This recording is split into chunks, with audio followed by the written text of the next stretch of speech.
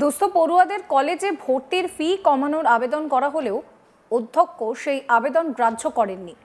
বারবার অধ্যক্ষের কাছে আবেদন জানিয়েও গত 5 বছরে কলেজের নবাগত পড়ুয়াদের জন্য কোনো নবীনবরণ উৎসব পালিত হয়নি।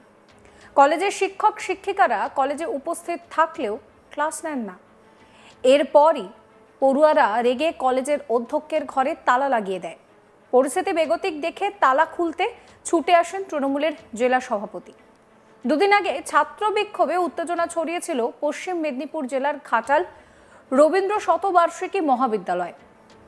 প্রিন্সিপালের বিরুদ্ধে ফিস বেশি নেওয়া, দুস্থ ছাত্রছাত্রীদের ভর্তির ক্ষেত্রে কোনো ছাড় না দেওয়া, এইরকমই একাধিক অভিযোগ তুলে কলেজের প্রিন্সিপালকে ঘেরাও করে প্রিন্সিপালের রুমে তালা লাগিয়ে বিক্ষোভ শুরু হয়, যা অব্যাহত ছিল। অবশেষে ছাত্রছাত্রী ও প্রিন্সিপালকে নিয়ে শনিবার সন্ধ্যায় ঘাটাল শহরের পুরো রাজীব নিলয়ে বসে সেখানে আলোচনার মাধ্যমে বিষয়টাকে মিটমাট করেন তৃণমূলের সভাপতি অজিত মাইতি।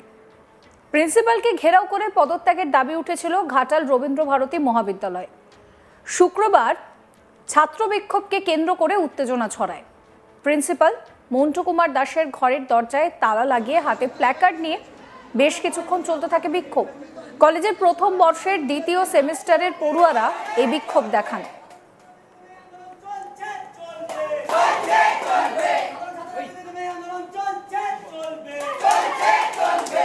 পড়ুয়াদের অভিযোগ, দুস্থ পড়ুয়াদের কলেজে ভর্তির ফি কমানোর আবেদন করা হলেও অধ্যক্ষ সেই আবেদন গ্রাহ্য করেননি। বারবার অধ্যক্ষের কাছে আবেদন জানিয়েও গত 5 বছরে কলেজের নবাগত পড়ুয়াদের জন্য কোনো নবীনবরণ উৎসব হয়নি। কলেজের শিক্ষক শিক্ষিকারা কলেজে উপস্থিত থাকলেও ক্লাস নেন না। কলেজের এক পড়ুয়া বলছে যে কলেজ বন্ধ থাকে, কলেজ খোলা থাকে কিন্তু ক্লাস বন্ধ থাকে। শোনাবো আপনাদের রোহন খান, এক কলেজ পড়ুয়া, কি বলছেন। ঘাটাল কলেজের আমাদের এখানে ফিস হচ্ছে অনার্সদের 4500 টাকা। আমাকে ঘাটাল কলেজের একটু পেমেন্টটা দেখাবে। ঘাটাল কলেজের এখানে অনার্সের ফিস হচ্ছে 4500 টাকা, আপনারা দেখতে পাচ্ছেন। আর পাশের হচ্ছে 3950 টাকা। অন্যান্য কলেজের তুলনায় আমাদের কলেজে অত্যধিক পরিমাণে ফিস আদায় করা হচ্ছে। আমাদের এই কলেজও বিদ্যাসাগর ইউনিভার্সিটির আন্ডারেই পড়ে, নারাজল কলেজও পড়ে, এমনকি চন্দ্রকোনা কলেজও পড়ে। চন্দ্রকোনা কলেজে নারাজল কলেজের এখন বর্তমান ফিস হচ্ছে 2100 টাকা পাশের আর 2600 টাকা অনার্সের।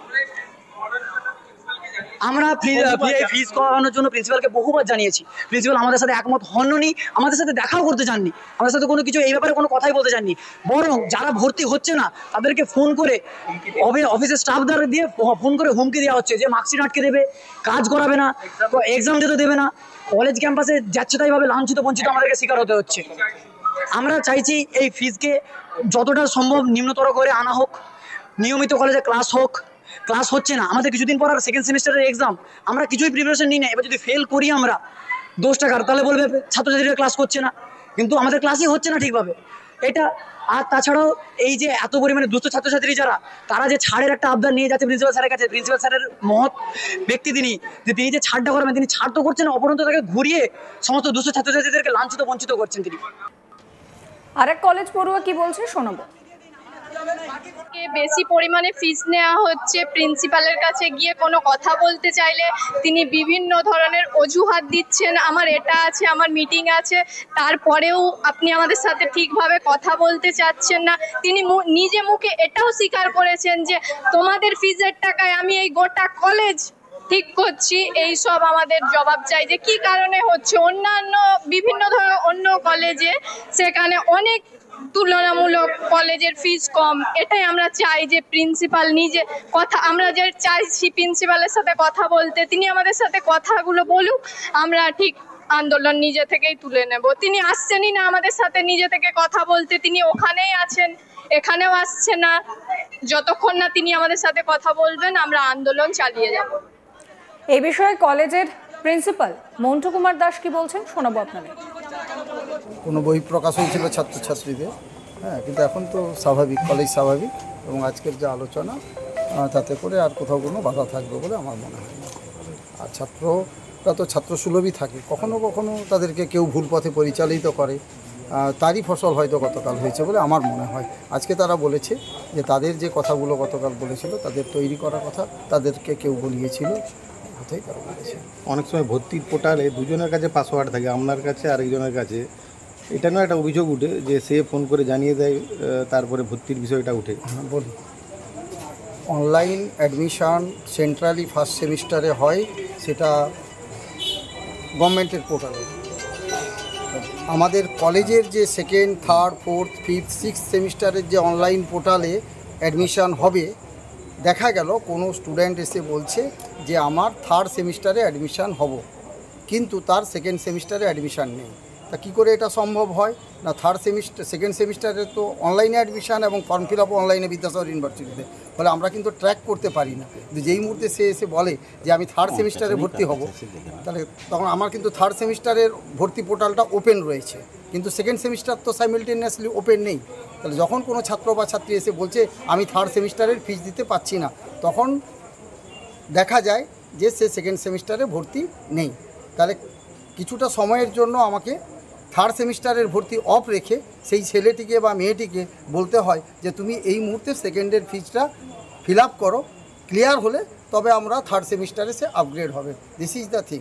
এবং অনলাইন অ্যাডমিশান যেটা ERP সফটওয়্যার কলেজে রয়েছে, একবারে আপ টু ডেট কোন সেমিস্টারে কোন ছেলে কত ফিস দিয়েছে সব কিছু রয়েছে, কিন্তু সাইমেলটেনিয়াস দুটো সে দিতে পারতো না এই বছর পর্যন্ত। আমরা আশা করছি যে এটাকেও আমরা রিমুভ করে ফেলবো। যে শুক্রবার থেকে চলা সমস্যার সমাধানে নামতে সেখানে বাধ্য হয়েছেন এক প্রকার পিংলার বিধায়ক অজিত মাইতি।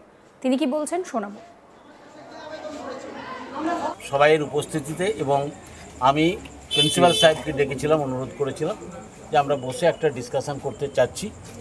উনি যেহেতু আমাদের রাজনৈতিক দলের সঙ্গে যুক্ত, আমাদের মঞ্চ শেয়ার করেন প্রায়, তাই এই পলিটিক্যাল মিটিংয়ে ওনাকেও আমরা উপস্থিত রেখেছিলাম, not as principal, as party worker.